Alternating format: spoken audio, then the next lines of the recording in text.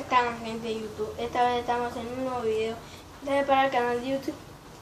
Y bueno, gente, una amiga me colocó un reto de una cuchara llena de sal.